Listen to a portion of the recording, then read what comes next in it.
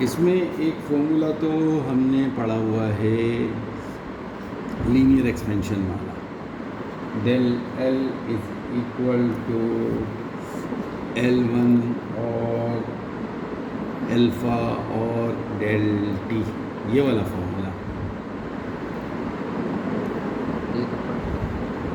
ये है आपके पास वो जब हम L2 माइनस L1, ये L1 उधर चला जाता है, कॉमन निकालते हैं 1 प्लस अल्फ़ा डेल टी, ये वाला L2 is equal to L1 1 plus alpha del T. वो जो हमने वॉल्यूमेट्रिक और लीनियर एक्सपेंशन का रिलेशन मालूम कर रहे थे, ये वो फॉर्मूला है इस शक्ल में। असल शक्ल इसकी ये वाली है, इसमें भी होता है, इसमें हाँ। अब इस फॉर्मूले में ये डेल एल है, वो इम्तिहान में कहेगा कि आपके पास calculate the increase in length, increase in length, ये आपके पास है increase in length del L. L1 original length है, एक दिया हुआ, ठीक है। अल्फ़ा कांस्टेंट है, अल्फ़ा क्या है? Constant, coefficient of linear expansion. क्या है? कोएफिशिएंट ऑफ क्या है? Linear expansion. याद रखो। डेल टी क्या है? ये खुद देगा, वो अल्फ़ा खुद देगा, आप लोगों को नहीं करना, अल्फ़ा खुद देगा, coefficient of linear expansion. Del T क्या है? दो टेम्परेचर देगा, या एक देगा तो बहुत अच्छी बात है, खुद ही माइनस कर लेगा। दो देगा तो बड़ा वाला पहले लिखना और छोटा वाला बाद में लिखना, माइनस कर लेना, डेल टी आ जाए।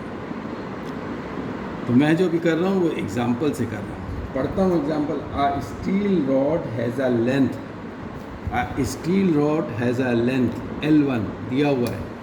क्या लेंथ दी हुई है भाई? L1 दिया हुआ है 10 metre. Steel rod has a length of 10 metre. Temperature दो नज़र आ रहे हैं, एक 25 और एक 35। पढ़ता हूँ तो खुद ही अंदाज़ा होगा। At a temperature of 25 degree centigrade calculate the increase in length. Increase in length तो आपने डेल एल बोला था, हाँ भाई, increase in length del L in if it is heated 35 degree centigrade. दूसरा टेम्परेचर भी आ गया। तो भाई जब मैंने बोला है दो टेम्परेचर देगा तो 35 बड़ा है, 25 क्या है? छोटा। इसका मतलब है कितना आ गया टेम्परेचर? 10 डिग्री सेंटीग्रेड आ गया। इंक्रीज इन लेंथ मैंने कहा था अल्फ़ा खुद देगा, तो अल्फ़ा खुद दे रहा है। अल्फ़ा दे रहा है 1.1 into 10 raise to the power -5 लिखा होता है। हाँ, लिखा होगा, ये साइन के साथ लिखा होगा, या लिखेगा कोएफिशिएंट ऑफ, या लिखा होगा लीनियर एक्सपेंशन लिखा हुआ होगा। लिख लेना भाई अल्फ़ा। समझ में आ गया? हमेशा इसी तरह आता है। क्या करें भाई? हाँ, पावर भी खुद देगा, कोई सब कुछ खुद देगा। बस डेल टी छुपा के देगा तो इस तरह देगा, डायरेक्ट दे देगा तो 10 दे देगा, अगर आसान चाहे। अब क्या करें भाई? डेल एल निकालना है। क्या फॉर्मूला आ जाएगा? L1 अल्फ़ा और क्या आएगा? Del T. डेल एल ऐसे ही आ जाएगा। L1 की जगह क्या आ जाएगा? 10 आ जाएगा, और अल्फ़ा की जगह क्या आएगा? 1.1 इंटू 10 की पावर -5। डेल टी की जगह क्या आ जाएगा? वो माइनस किया है 10। अब इसको मल्टीप्लाई करेंगे इससे, इसको मल्टीप्लाई करेंगे इससे, हाँ 10, हाँ ये वाला जो माइनस करेंगे, इसको इससे मल्टीप्लाई करेंगे, इसको नहीं करना कोई मल्टीप्लाई। इन तीनों को मल्टीप्लाई करके आप लिख दोगे कि आपके पास क्या आया। इन तीनों को, इसको इससे मल्टीप्लाई करोगे और फिर इससे मल्टीप्लाई करोगे। इसको नहीं छेड़ना, इसको कुछ नहीं करना अभी आपने। ये 10 10 से 100 हो गया, 100 को 1.1 से मल्टीप्लाई कर लो तो 11 1 जा 11, आगे 2 सिफर लगाया, एक के बाद पॉइंट है, इनको मल्टीप्लाई करने से आया 110। आगे क्या है? 10 की पावर -5।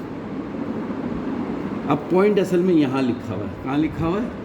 अब पॉइंट यहाँ नहीं चाहिए, पॉइंट यहाँ चाहिए। कहाँ चाहिए पॉइंट? तो उस पॉइंट का क्या करें फिर भाई? वो दो जगह उठ के आया, तो इसमें से 2 कम कर लो। -5 है, 2 कम करेंगे -3 आ जाए। समझ में आ गई? क्यों पॉइंट को कहाँ भेजा? उल्टे हाथ पर। जब पॉइंट को उल्टे हाथ पर भेजोगे तो ऊपर पावर में से 2 कम कर दो, +2 हो रहा है, -5 में से +2 करे 3 आ गया। समझ में आ गई बात या नहीं आई? ये है न्यूमेरिकल। एक न्यूमेरिकल ये लाजमी आता है। दूसरा न्यूमेरिकल इसी का, वो न्यूमेरिकल क्या आता है भाई? वो आता है हीट कैपेसिटी का। किसका आता है? हीट कैपेसिटी का। याद कर लो, वो आता है हीट कैपेसिटी का। एक और भी न्यूमेरिकल है, अभी थोड़ी देर में करता हूँ, पहले हीट कैपेसिटी का करता हूँ। हीट कैपेसिटी का आसान सा फॉर्मूला होता है, C=∆Q/∆T।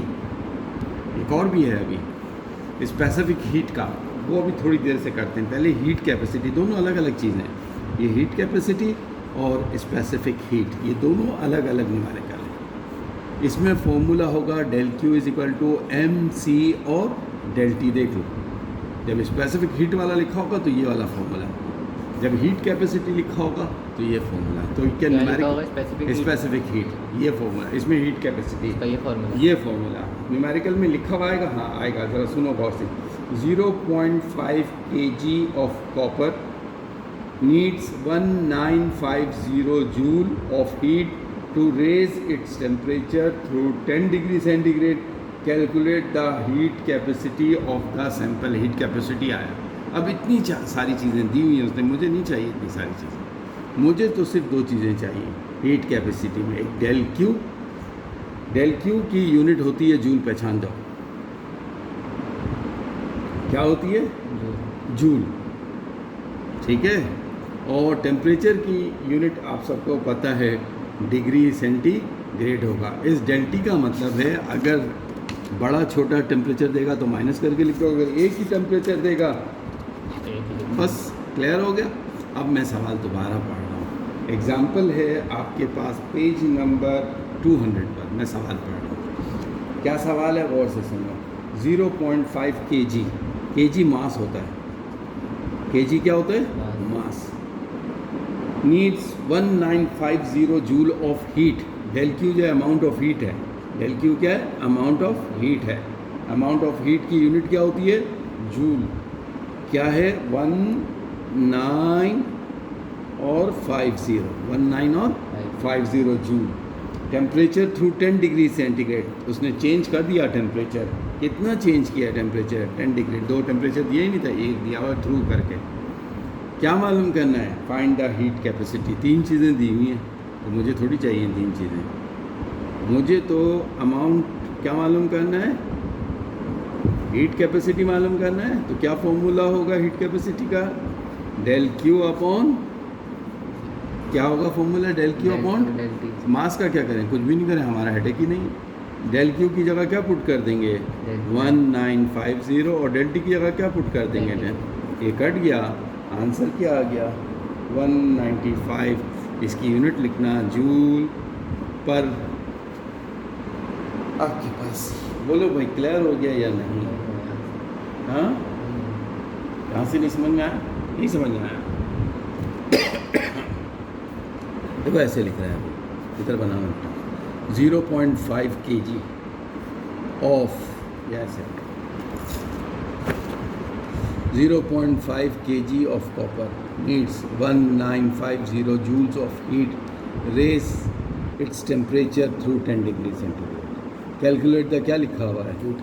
अब हीट कैपेसिटी का फॉर्मूला याद कर लो, ∆Q/∆T। तो डेटा बना लेता हूँ पहले। ये मास हो गया, ये ∆Q हो गया, और ये क्या हो गया? ∆T। 3 चीज़ें, लेकिन हमें तो फॉर्मूले में 3 चीज़ें चाहिए नहीं। ∆Q और ∆T ले लेंगे, मास को उड़ा देंगे। समझ में आ गया या नहीं आया? ठीक है बेटा। अच्छा भाई,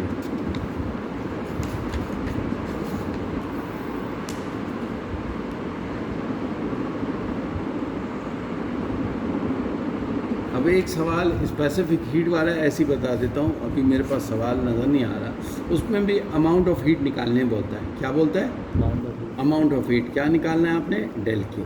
अच्छा, उसमें मास दिया हुआ होगा। उसमें क्या दिया हुआ होगा? मास, जैसे ये दिया हुआ है, ठीक है। और स्पेसिफिक हीट भी होगी उसमें। क्या होगी?